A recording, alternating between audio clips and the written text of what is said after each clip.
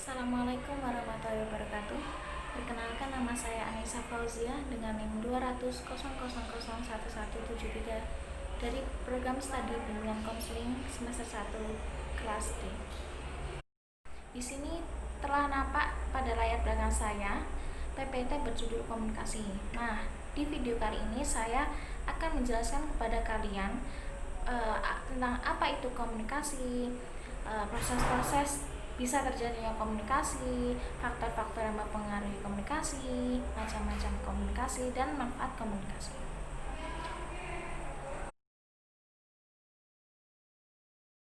Yang pertama, saya akan menjelaskan tentang pengertian komunikasi.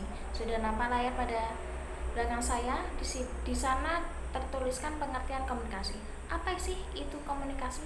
Komunikasi adalah suatu proses penyampaian informasi berupa pesan, ide, atau gagasan antara satu pihak ke pihak yang lainnya.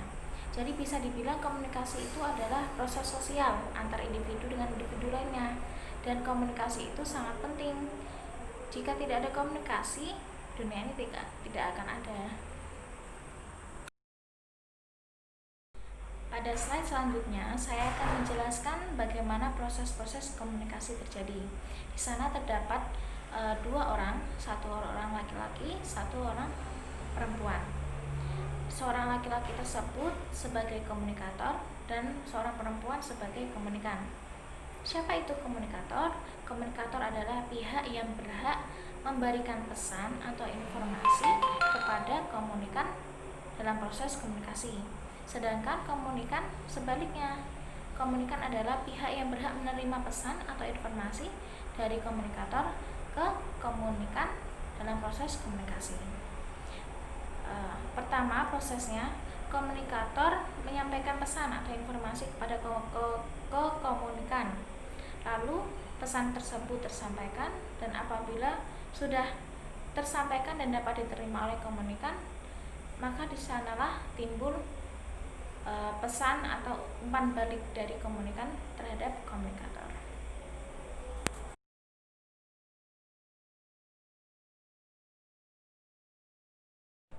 Oke, slide selanjutnya saya akan menjelaskan tentang ciri-ciri komunikasi.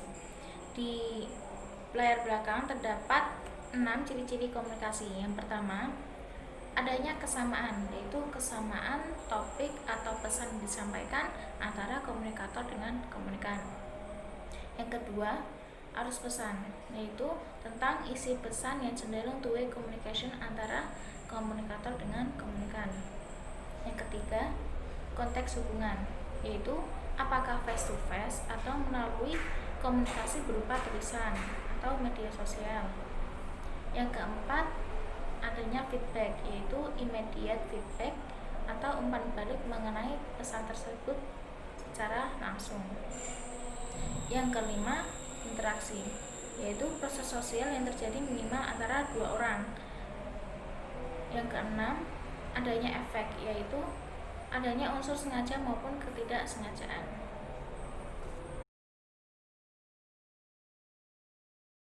Lalu slide selanjutnya, terdapat faktor-faktor yang mempengaruhi pada komunikasi. Yang pertama, pengetahuan.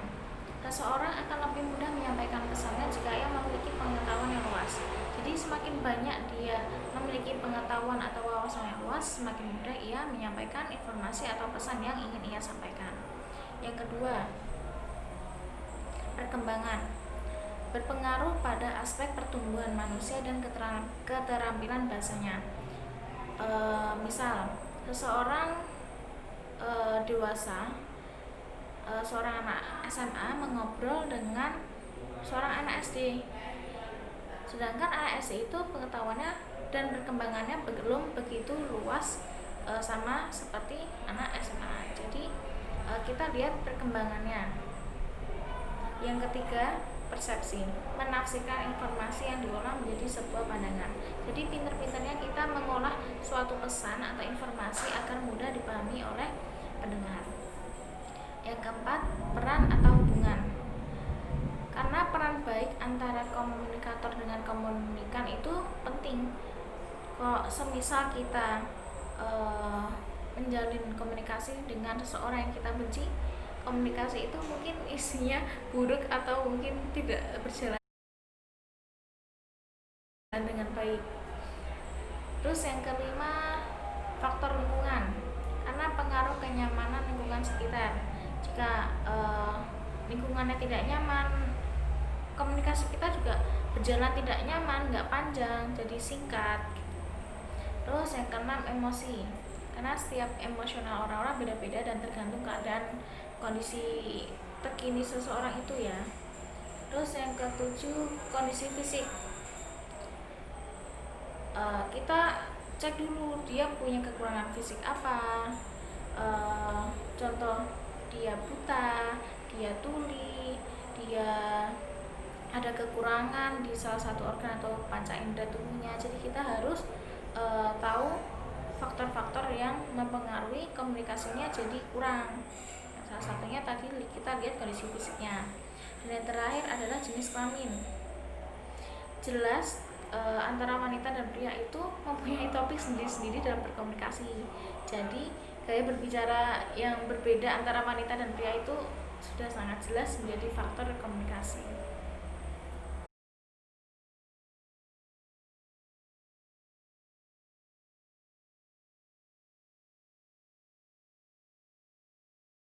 Oke, pada slide selanjutnya saya akan menjelaskan tentang fungsi komunikasi. Di sini saya akan menjelaskan tentang fungsi umumnya saja ya, karena fungsi komunikasi itu sangat banyak dan perlu ditingkatkan buat kita untuk menambah wawasan. Fungsi komunikasi yang utama adalah memberikan informasi. Informasi akan diberikan pada subjek komunikasi kepada orang yang menjadi objek komunikasi tersebut. Dan komunikasi juga berfungsi untuk menyampaikan pikiran, perasaan, ide, atau pendapat seseorang.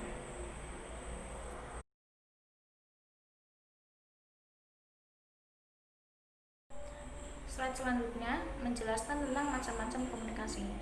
Macam-macam komunikasi itu ada komunikasi interpersonal, komunikasi intrapersonal, komunikasi massa, komunikasi kelompok, dan yang lain-lain. Tapi di sini saya ambil dua contoh saja.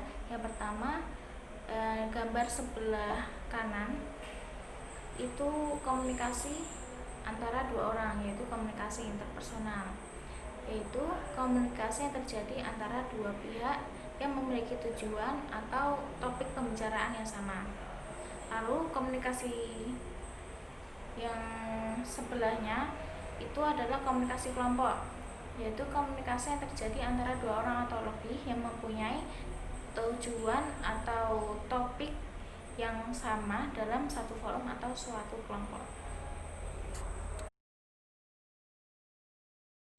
Dan yang terakhir, saya akan membacakan suatu pesan dari Brian Tracy mengenai komunikasi. Communication is a skill that you can learn. It's like riding a bicycle or typing. If you are willing to work at it, you can rapidly improve the quality of every part of your life. Maaf ya, saya nggak bisa bahasa Inggris. Intinya di situ menyimpulkan bahwa komunikasi itu adalah sebuah keahlian ya, yang dapat kamu pelajari. Itu keahlian seperti mengayuh sepeda dan mengetik. Dan apabila kamu mempelajarinya dengan baik, niscaya kamu juga dapat menjalani separuh hidupmu dengan baik juga.